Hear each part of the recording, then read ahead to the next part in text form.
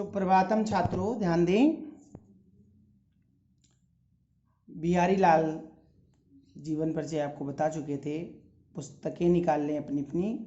वहाँ बिहारी का पहला शीर्षक भक्ति, दूसरा है नीति।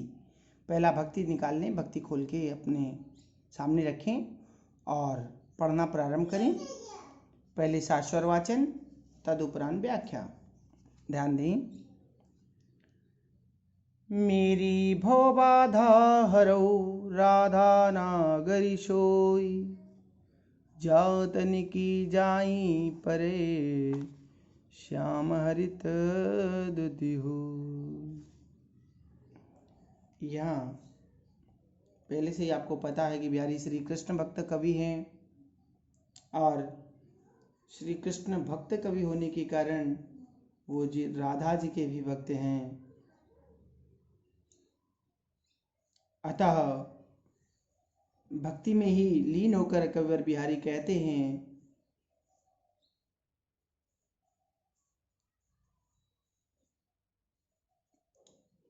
वह चतुर राधा मेरे सांसारिक समस्त कष्टों का हरण कर लें, जिनके गोरे रंग के शरीर की परछाई मात्र पड़ जाने से ही श्याम वर्ण वाले श्री कृष्ण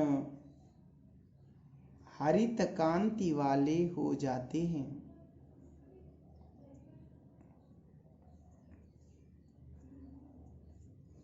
यहाँ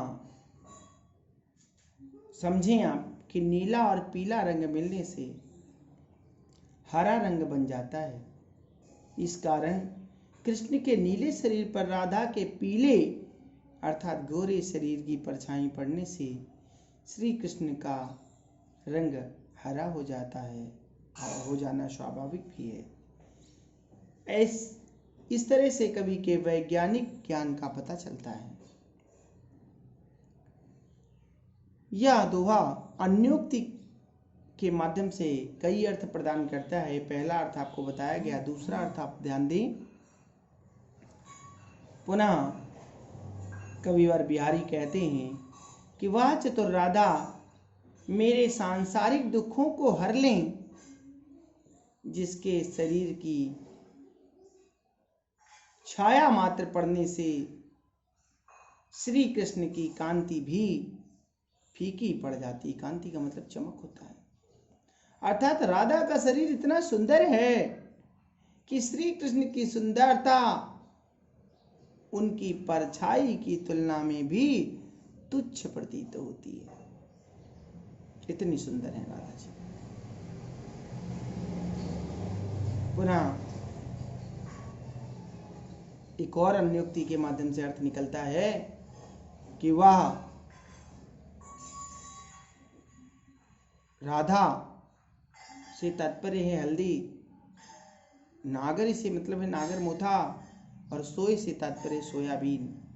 तो वह हल्दी, नागर मोथा और सोयाबीन मेरे शारीरिक रोगों को दूर करें, जिनसे शरीर पर पड़ी हुई काली काली झाइयां भी उज्जवल कांति में परिवर्तित हो जाती हैं। मतलब कहने का तात्पर्य ये है कि हल्दी, नागर मोथा और सोयाबीन से जो उपटन तैयार किया जाता है, यदि इससे शरीर पर लेप किया जाए, मला जाए, तो शरीर की झाइयां समाप्त होकर के शरीर कांतिमान हो जाता है। इससे कवि के आयुर्वेद के ज्ञान की पुष्टि होती है। यहाँ मधुर साहित्यिक सुबोध ब्रजभाषा है। अनुप्रास श्लेष आदि अलंकार, दोहा छंद है। चमत्कारपूर्ण अलंकारिक शैली का प्रयोग किया गया है। पुनः दूसरा दोहा देखें। मोर मुकुट की चंद्रकनु यो राजत ननंदु, मनुष्य शेखर की यकस किय शेखर शत चंद।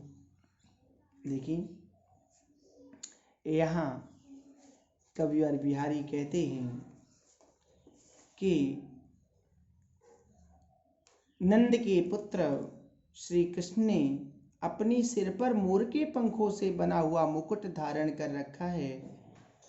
मुकुट में चांद जैसे चिन्हों को देखकर ऐसा प्रतीत होता है कि मानो भगवान शिव का अनुकरण एवं ईर्ष्या के कारण कामदेव ने भी अपने सिर पर सैकड़ों सैकड़ों चंद्रमाओं को धारण कर लिया है।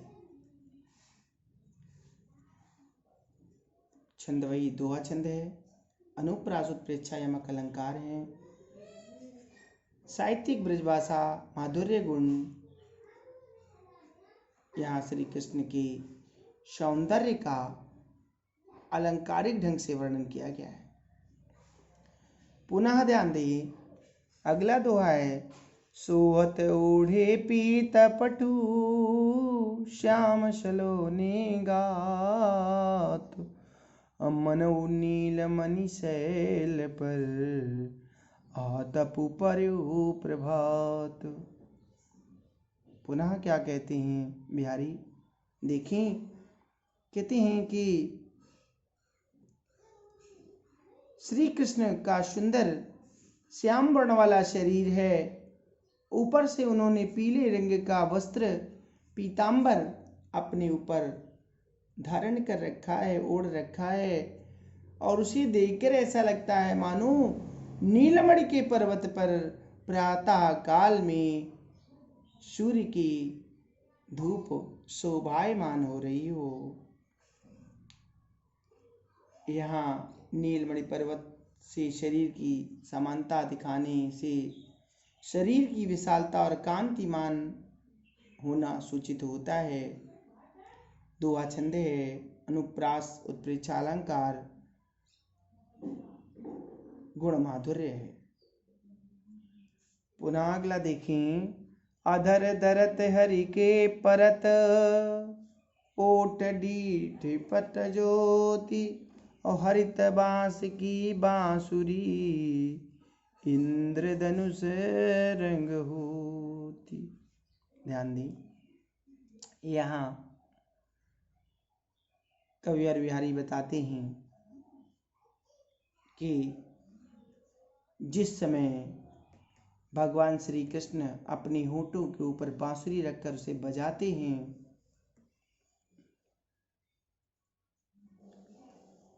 तो बांसुरी पर उनके होंठ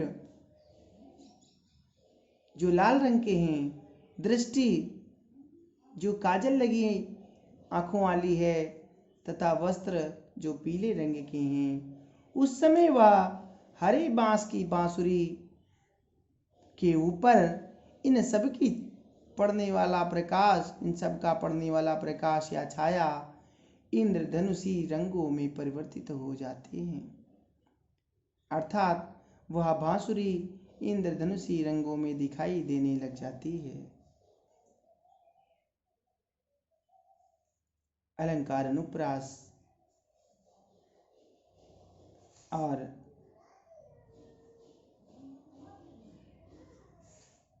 यमक दोहा छंद। साहित्यिक ब्रजभाषा तथा गुण माधुर्य है। कक्षा 9 के छात्र भी कक्षा 10 के छात्र भी ध्यान रखें कि आपका जो भी पाठ्यक्रम आपको दिया जा रहा है, वीडियो के माध्यम से, ऑडियो के माध्यम से, फोटो के माध्यम से, कॉपी के माध्यम से, वो उन सबों को अपने फेयर कॉपी पर आप नोट जरूर करते जाएं, क्योंकि कोरोना वायरस के प्रकोप के कारण स्कूल का खुलना अभी समझ में नहीं आ रहा है। हो सकता है कि ऑनलाइन पढ़ाई आपकी जारी रहे, तो आप कम से कम अपना एक पाठ्यक्रम तैयार कर लेंगे ताकि परीक्षा के समय ये सब आपके काम आ सके। धन्यवाद।